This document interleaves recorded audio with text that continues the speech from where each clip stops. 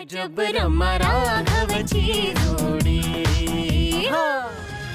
आणि तू का अश्विनी गेले 11 दिवस याच कुटुंबाचा भाग घेऊन गणपतीच्या कार्यात हिरिरीने भाग घेतलास ना, आनंदाने राहिलीच ना या घरात।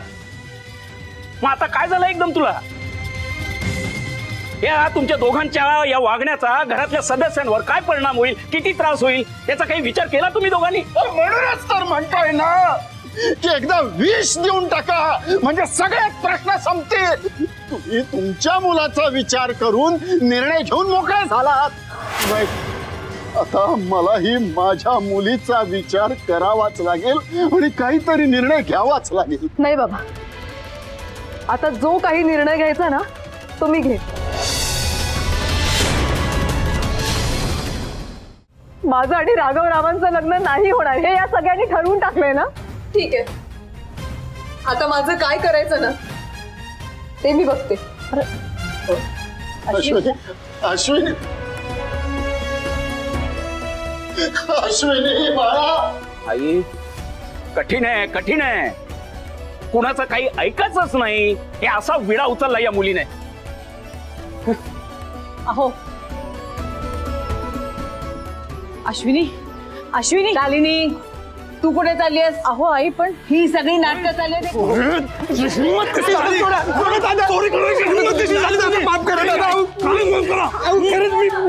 ऐकून घ्या माझं। अहो खरंच सोडा मला, मला पैशांची गरज होती म्हणून मी चोरी केली। पण आता देवीचा पण कोप झालाय माझ्यावर। माझ्या घरावर एका मागणं एक एक नवे नवे संकट येत आहेत। तुम्ही खरंच मला माफ केलं ना तर देवी आई पण मला माफ करेल।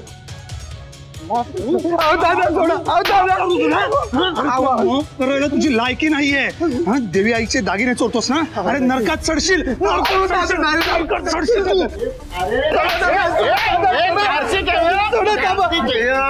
अरे त्याला काय म्हणायचंय ते आधी ऐकून तरी घे।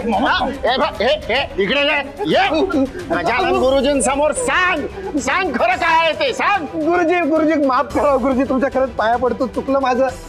अहो तुम्हाला काही सांगू, अहो हे सगळं मी माझ्या स्वतःच्या मनाने नाही केलं। अहो मला पैशांची खरंच खूप नड होती हो, आणि मला भरीला पाडलं गेलं आणि या सगळ्याचा त्यांनी फायदा घेतला।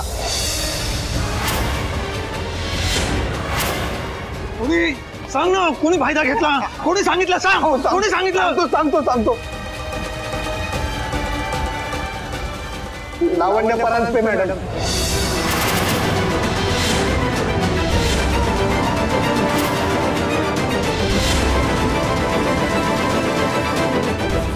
अजून किती संधी त्यांच्या इथं?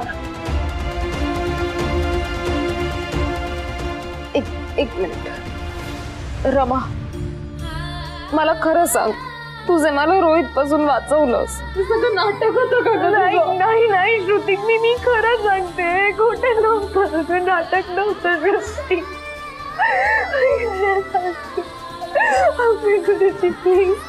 माझ्यावर विश्वास ठेवा, मी खरं सांगते।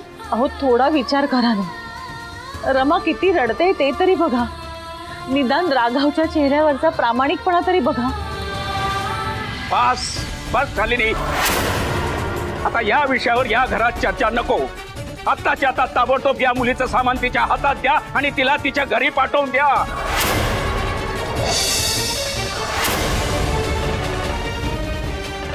Yes yes yes. यापुढे या कुटुंबाशी रमाचा काही संबंध नाही।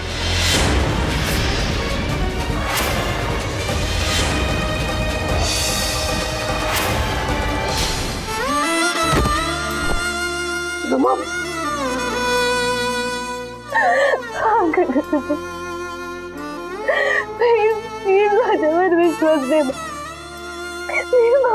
कुठल्याच प्लॅन मध्ये इन्व्हॉल्व नव्हते। वाटत असतानाच आणली की नाही ओढून? हो, पण जाताना ती काय बोलली एवढं लक्षात ठेव बाई। ठेव, ते काय लक्षात ठेवायचं, त्या नुसत्या गाव गप्पा होत्या, ती काही आता परत येत नाही। आता ती उंबरट्याच्या बाहेर आणि मी उंबरट्याच्या आत आहे।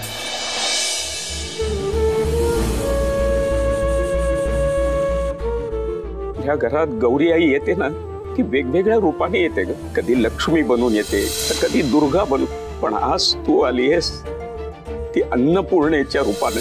खरंच रमा, आज तू नसतीस तर कुठल्या नामुष्कीला तोंड द्यावं लागलं असतं तेच समजत नाही. या लग्नाला माझ्याकडून कधीच परवानगी मिळणार नाही. राघव गाडी थांबव. काय झालं? राघव गाडी थांबव. थांबव.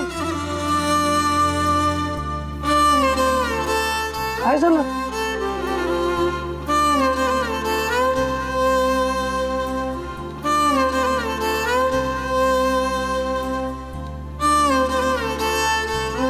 राघव, मला हे सगळं नाही डायजेस्ट होतं. मी तुला जेव्हा पहिल्यांदा मम्मा बद्दल सगळं सांगितलं होतं तेव्हा तू मला काय म्हणाला होता की यामध्ये काहीच प्रॉब्लेम येणार नाही. तिची मुलगी कशी असणार आहे?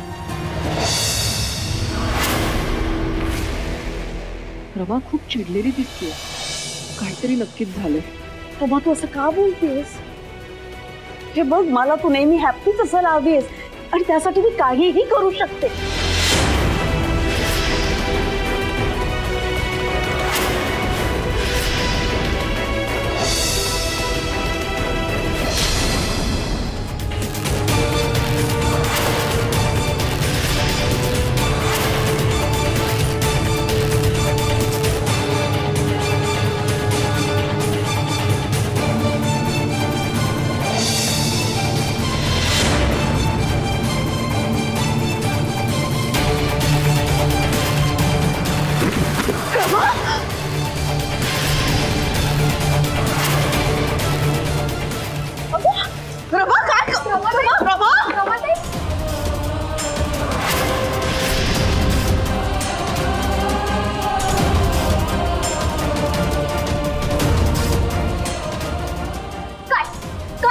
तुला अंकल गुरुजींनी कशी आमच्या लग्नाला परमिशन दिली, नंतर ती नाकारली, हे ऐकायचं ना तुला?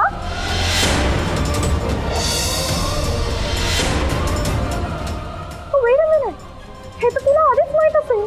हे जाणून घ्यायची काय गरज आहे? तूच सांग आता मला, ही बाई खरंच माझी आई आहे का ग? अशी आई खरंच असते? तू बघितलीस काही अशी आई जी आपल्या स्वतःच्या मुलीच्या आयुष्याची वाट लावायला निघाली आहे? सिरियसली मामा, मी जेव्हा जन्माला आले ना तेव्हाच तुम्हाला मारून टाकायला पाहिजे होतं. रमा,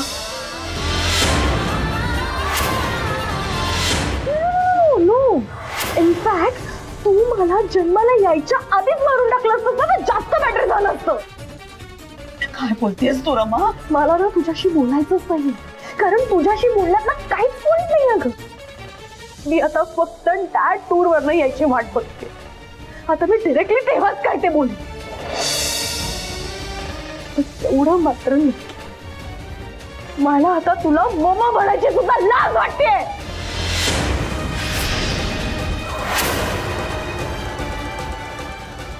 रमा, रमा ऐक ना. रमा, रमा, माझं खूप प्रेम आहे तुझ्यावर.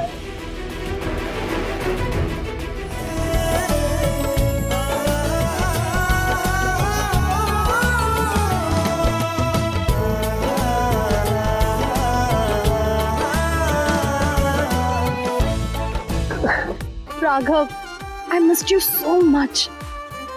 मला नाही राहायचंय त्या घरात, मला तुझ्यासोबत राहायचंय आपल्या घरात. मला तुम्हा सगळ्यांची खूप आठवण येते रे. हो, सगळं आपल्या मनासारखं होणार, थोडा धीर धर. नाही, मला तुझ्यापासून लांब नाही राहायचंय आता राघव. सगळं किती डिफिकल्ट आहे कळतंय का तुला? कळतंय, सगळं कळतंय. काय कळतंय तुला? हेच की तू आधी सारखी पुन्हा हट्टी झालीस. तुझ्याकडे हट्ट नाही करणार तर मग कोणाकडे हट्ट करणार आहे मी? आणि तसंही हक्क आहे तो माझा. तुझी ड्युटी आहे माझा हट्ट पुरवणं, कळलं? अच्छा, म्हणजे हक्क सगळे तुझ्याकडे आणि कर्तव्य सगळे मी पार पाडायची. मग तुझी ड्युटी काय आहे ना? तुझ्यावर प्रेम करायची. ही ड्युटी तुझ्याकडून करून घेऊ शकतो.